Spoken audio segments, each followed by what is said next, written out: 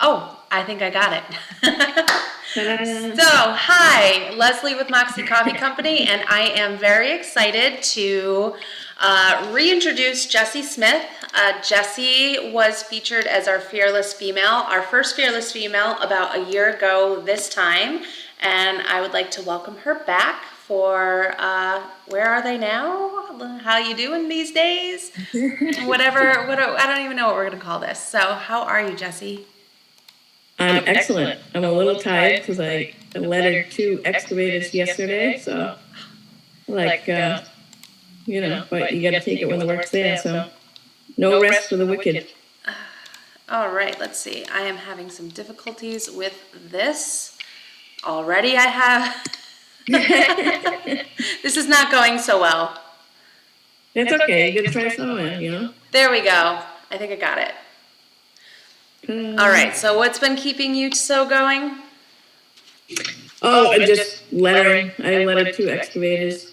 Nice. Yesterday, so, But you still have a regular JOB, and I say that because it's like a bad word. I work 40 hours a week regular, 9 to 5, and then every weekend I'm doing something. So, I just bought a 4x8 router.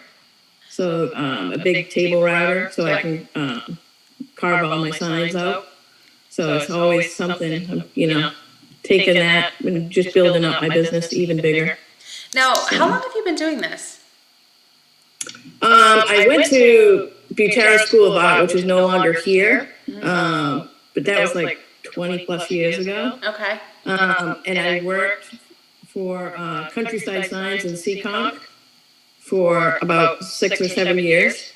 So I apprenticed under them, and they're very well known. So like my big boss, Mike, he used to write for a couple of different magazines on like tips and tricks on how to do certain things. Because we did everything from 3-dimensional signs to hot rods and flames on them and pinstriping and gold leaf.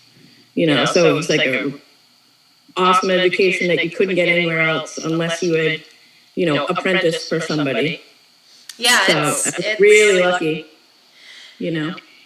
It's definitely a tough industry to break into if you don't have that apprenticeship aspect to it. Because I tried my hand at it, just YouTube videos, and I grabbed some brushes and some paint and played around with it. And yeah, it's tough because if you don't have somebody there over your shoulder saying, no, do it a little like this, then it's literally just trial and error, and I imagine it would take a really long time.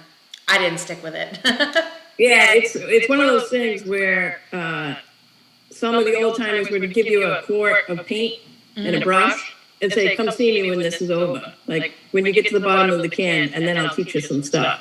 And that's what it was. You had to show, that you really wanted to do it. Yeah. Otherwise, they're like, So that was one of the tricks, and it was just repetition. And then they would show you how to combine all these shapes to make the different patterns and stuff. But you really had to show that you were interested. And I was lucky enough, like my boss always said, he said, we're keepers of the brush. So if I don't pass this on, it'll be a lost art, and I don't want it to go away. I was going to ask you about that because I reread through the article before we came on.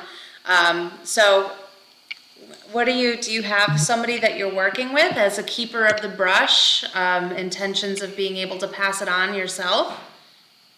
I do. My friend Tammy, she's new to pinstriping, and whenever she has a question, she, sends me a text or shows me a picture, and I'll say, try this. This might be the reason why it's doing that. But there are other, even the guys will ask me. I won't mention their names, but they'll say, hey, what this is, or where can I get this, or and. Now, I have a question. Why did you mention Tammy, but you won't mention the guys? Because they get a little upset, because they don't want to be mentioned as somebody that needs. But they're pretty cool. They're not. I think Tammy's the one that I met, right? Yeah. So you met Tammy at the Rockabilly Ruckus. Rockabilly Ruckus. Yeah. But she's a big sweetheart, and whatever I can do to help her. And, people are like, oh, are you in competition? And I say, no, even though we all do pinstriping, everybody's a little different, their own little style, their own little, quirks about how they do it, or even their, like, what colors they choose, Well, I mean, and that's why the panel jams are so amazing.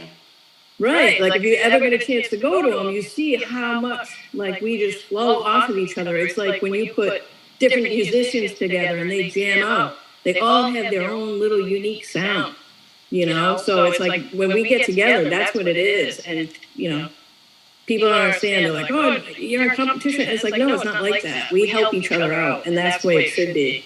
There's enough work for everybody. Like, it's not something that you should be like, oh, I'm not going to teach you because then you'll take customers away from me. Yeah. And that's not how we are. There's a quote that I like to use a bit, and I use it a lot for the Moxie Women's Foundation, and it's, there should be no competition among women. Instead, let's dance together and attract abundance into our lives. And that's kind of what you're talking about. I mean, and really, I think we benefit more by interacting that way. But quickly, for anybody that doesn't understand what a panel jam is, could you explain that? So traditionally, like when we have like sign convention, like lettering, pinstriping, what they used to do, like this is even a more converted version where you have like 8 pinstripers, so each one will have a panel. So they'll start off with, and everyone has like a different color, and they'll run around and they get like 2 minutes. So they add their color and their design. So you have all these 8 panels done by 8 artists, and all their names are signed at the bottom. And then they usually like auction off this art for all the different charities that we have, or somebody will donate a panel. That's just their work. But it's my favorite part is when you have all the different pinstripers on one panel, so you can kind of see the cool little things that each one does, and they're all in different colors. And that's my favorite part. I really enjoy, like, I don't go to all of the shows, but I will get people request a panel from me, or like a piece of artwork, and I'll send those to different charities throughout the year. That's the fun part for me, because I can really get creative, and I don't have to worry about the price because I know that it's going to charity, and I'm okay with that. Yeah. And then you get to really like do whatever. They usually pick a theme. So, like there was one for, it was part of Gnarly Magazine, and it's called Hannah's Heart, and they do it every year in Dubuque, Iowa. And this year it was a giant foot pedal. You could do whatever you want. It was in the shape of a foot. So like you could really see the creativity that people are coming out with, and it's all the different things that you could possibly think, because it's just a blank panel. It's in the shape, But when you see like 30 different ones and what everybody's different design was, it's crazy, and that's what's fun to me. Or like I had a skateboard that went out to Sturgis Bike Week. And that is another charity that they do for like veterans and kids. And that was all metal leaf, and it had a giant buffalo skull. So I pulled some pictures. It raised $700 for them. So Nice. That's awesome to me that, that money goes to those people that really need it, Absolutely. And even though I can't get there, but I can send something to help out, I have a $200 toilet seat in my office from one of those auctions. Yeah. Pinstriped and airbrushed. You'll get a piece of artwork that you'll never see again, and and that's what's cool about it. Like, and they're from all over the country sometimes, and that's what that's what makes it special, is when artists get together and do what they love to do in order to help other people. I mean, it's a pure thing. And that's what, that's what it should be. That's why I love Panel Jam so much, Yeah, it was, Rockabilly Ruckus was amazing to see. I think at that particular auction, I want to say, and I don't remember what the cause was, I want to say through the whole weekend they raised more than $20,000, and they did a panel jam on guitars. Yeah. So that was amazing to watch. Yeah, I think Stitch was collecting them for a couple couple months to bring a whole bunch of guitars. Yeah, it really is a community. Y'all know each other, and yeah, and they're all great people, and that's what I love about it. They don't care what your age is, what your sex is. It's about being creative. It's about helping other people. Through your own charitable donation of your artwork. Yeah. So that's what's cool about it. So, I mean, traditionally, this was more of a male-dominated, and I don't want to say dominated in so far as like there wasn't room for women, but more men in pinstriping than women. Are you seeing that changing as there's a whole new generation coming up? Yeah, I mean, like there's even like a whole group called Girls Behind the Gun, and that's about women who spray automotive. And that was clearly for a long time it was just male dominated, and these women have huge skills that it shouldn't matter whether or not you're a man or a woman. If you're good at what you do, then those doors should be open to you. Absolutely. And I think that was the problem was, even where I was, even sign making was kind of like, there's only one or two women, even when I started, that was like, that I could look up to, and they were they would let me know exactly what I needed to do to get better. And, I had to take that and as constructive criticism and, really take what they said and learn from it, Yeah.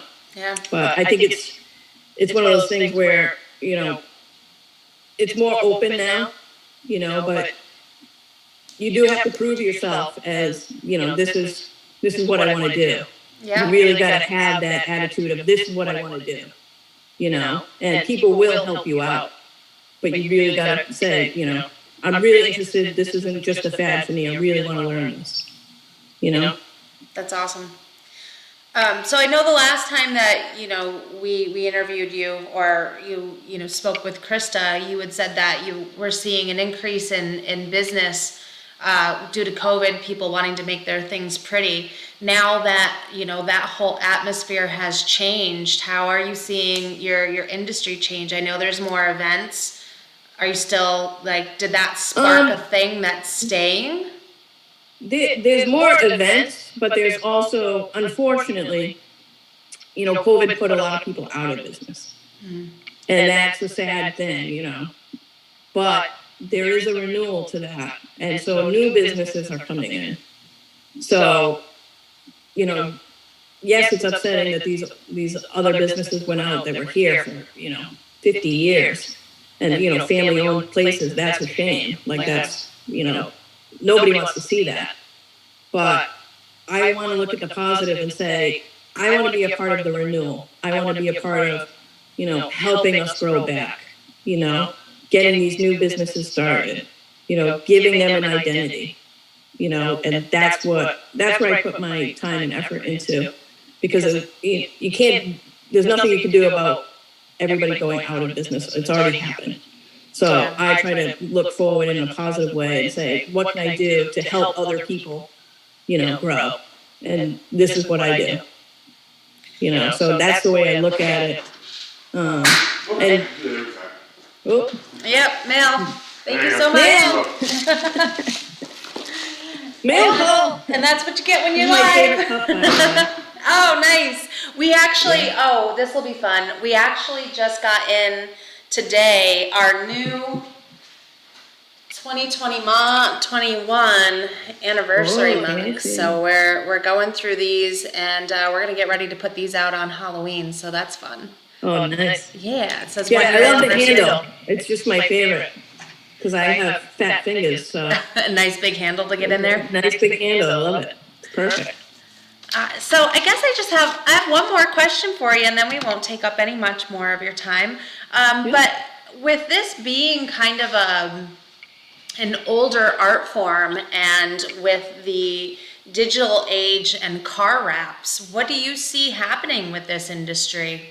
Are you seeing a resurgence because we are so we're very into our nostalgia and bringing things back. What are you seeing any kind of trends in one way or another?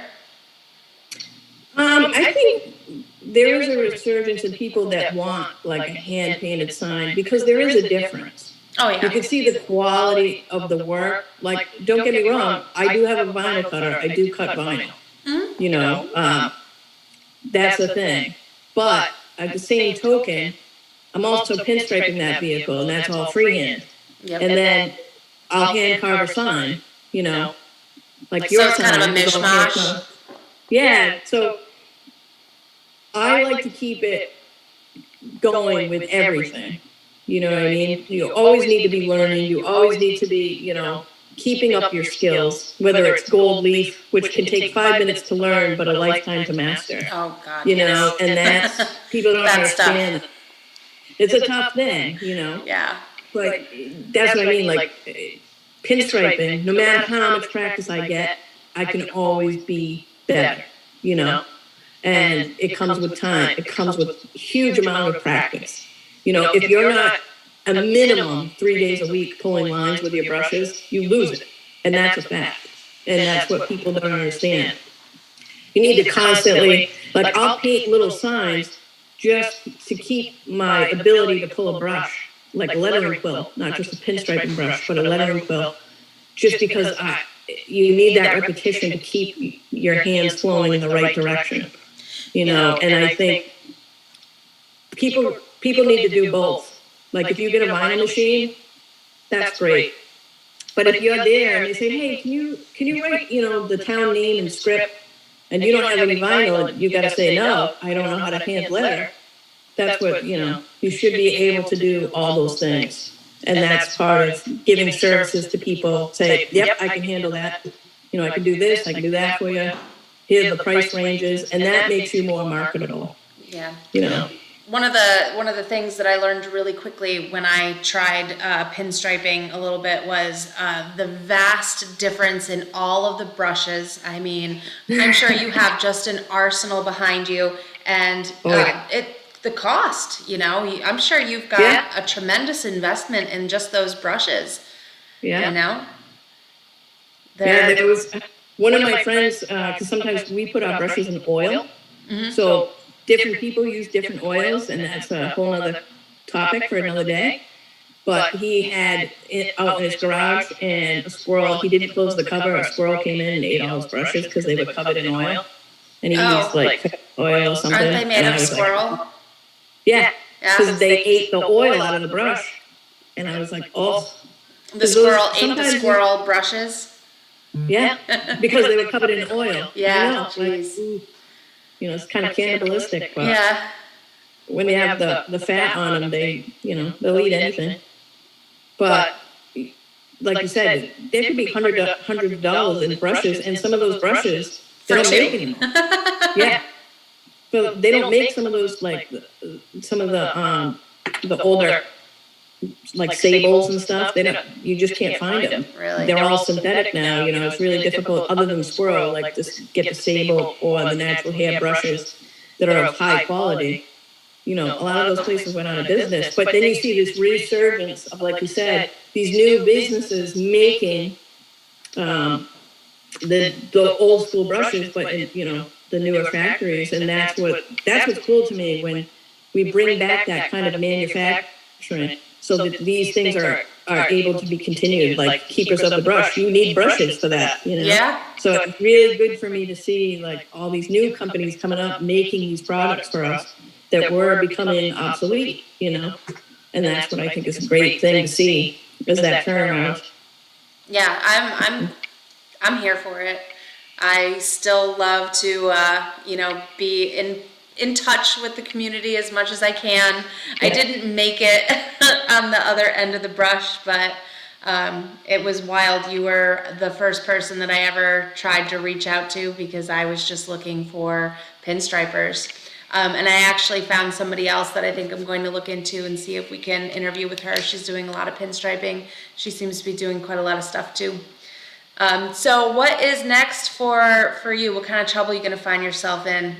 What kind of trouble are you looking for? I just, like I said, I just bought a really big piece of equipment, and now it comes down to, how can I utilize that to make myself even bigger? Because I want to get to the point where I only have one job, Yeah. So that's the Sure. goal for me, is to be able to get enough work where I don't have to have the two jobs going. Well, I can tell you I get nothing but compliments on my sign, good. and I am so thrilled with it. I love saying good morning to her every day when I come in here. So It was difficult. It was difficult to drop that sign off, I can imagine. Like Yeah. I said when you were here, I have one piece of art that's like the best first piece that I ever did, and it's no longer in my possession, and that's tough. It's like giving away a It's a tough piece of thing. yourself. So Yeah. thank you. I have that piece of Jessie. I And appreciate it. she's got the perfect home, and I know that she's appreciated there, and that's what makes it all worthwhile to me. Because I saw your face light up when you saw it, and that's a whole part of the community that really makes it special to us. Oh, yeah. Yeah. I mean, I needed a sign, and I told you when we first connected, I've got a building. I'm going to need a sign. It took a lot longer than I anticipated, but I was really excited when you called me back, not just because I got the work, but because that's awesome to me. That's part of like the new businesses coming up, and getting bigger, and doing what is a natural business thing to do, is to grow, and that just makes me happy. I love to see people thriving. Yeah, Because and it's I just love, something I love that the sign is out there, because it's another showcase of what is actually possible out there, because I don't think that a lot of people really understand pinstriping and sign making, because everything is so easily digital. I need a sign, let me go to Vistaprint, Right. So it's for me a way to also display something that is a passion of mine, which is art. That's kind of where all of it started for me, was all of these different ways to try to figure out how to make money doing art. And so I dabbled here and I dabbled there, and so. But that's what it is, and these are resurging, like you said, and to be able to do a three-dimensional sign with the old techniques and bringing in the new life, I mean, it's just a beautiful thing. Like, you can get a flat sign, but if you see a three-dimensional sign and all its curvature and the colors, that's what makes a beautiful sign to me. Even doing gold leaf or smalts on a sign, it's just some of the old stuff that, not a lot of people know how to do. And I'm one of those people that know how to do it. And that's what's special to me. And then I get to teach other people like Tammy and the guys that I, hang out with.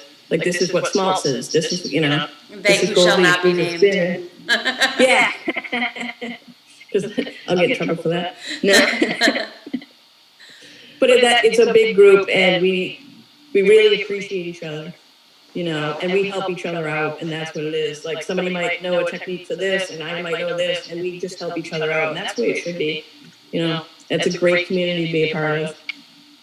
Yeah, I mean, I got that as soon as I got to the Rockabilly Ruckus. I mean, I barely had put the last item on the table for setup, and Tammy came over and she was like, I'm a friend of Jessie. She sent me over to say hello. And I was fortunate enough that my table was actually set up right across from where they had all the pinstripers that were just, I mean, they were there all day and all night.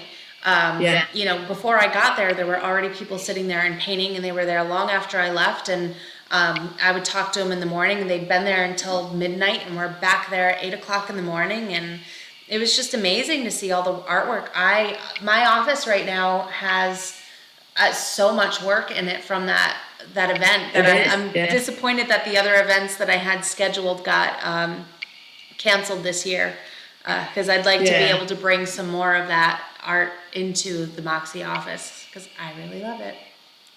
And that's what it's all about, And especially your new showroom, if people haven't stopped by, it's incredible. Like, just walking in there was like you could feel a certain vibe, and it was so welcoming, and so fun to like see different little areas. Your eye was all over the place because of all the cool stuff that's in here, Yeah, and it's fun. that's what I really love. I had fun putting it together, and I enjoy being in this space. And I actually was saying right before I got on, I'm like, I'm gonna have to figure out a new place to do this because nobody's really seeing any Moxie going on behind me. Like I moved a box and some things that were just kind of laying there. So we'll get it figured out. We'll bring a little bit more Moxie forward. But I'm very glad to catch up with you. Yeah, definitely. It's been a year, which is crazy. I love it. Yeah, it really is. Both doing really well. What's that? I'd love to see that we're both doing really well. Yeah, and I'm really excited, you know, to be where I am in a year. I was so thrilled to be able to come full circle with you and have that sign done. And like I said, you were literally the first person to ever even communicate with me on social media before the company was even really a thing. And I think I probably followed your page and you're like, hey, I like coffee. I love coffee. So it was. I drink it all day long. Yeah. I'm actually doing a detox right now, so I'm not allowed to have any caffeine for a little while. But I'm really looking forward to bringing it back to my life. Yeah, I don't think people would make it if I ran out of coffee. Today's only day one, and I'm surrounded by coffee, and I have every way to make coffee possible. I'm just gonna have to dig deep and be strong. It's temporary. Yeah, the coffee cups are gonna start dancing around you like the old time movie commercial. Yeah, snack time. Yeah. All right. Well, thank you very much, Jessie, for taking the time to speak with us again. Like I said, the main reason that I like to do these videos is I like to shine a spotlight on, you know, fearless females who are doing something that I admire in the hopes that our stories and the things that we talk about inspires just one person. So if at the end of this we have one woman that decides to find out what a pinstriping brush is, pick it out and play around with it, then this has been a success. Yeah. And if they have any questions, you know, if they hit me up on Instagram, you know, I don't mind answering questions, whether they're guys or girls, doesn't bother me. Yeah. So that's Troublemaking Pinstriper. And we will put some socials out for this later on so that we'll have you tagged and all of your information out there. I stole a couple of pictures off your Instagram of your router and your skateboard and some other pinstriping things, and of course my Moxie sign. So we'll throw those out there, and links to this video, which will forever sit on YouTube and the Moxie Women's Foundation. Yeah, so, you know, anybody that is interested in contacting Jessie, all of our information will be there. Yeah. Excellent. All right. Well, thank you so much, and keep in touch. I'll be in there hitting the likes. Well, it was good to talk to you again, Leslie. You too. And I'm glad that my sign is a nice, safe home. Oh yes, she is going to be well taken care of, and I'll reach out probably in about a year to find out what that coating is that I need to put on her to protect her. So, awesome. Okay. Thanks so much, Jessie.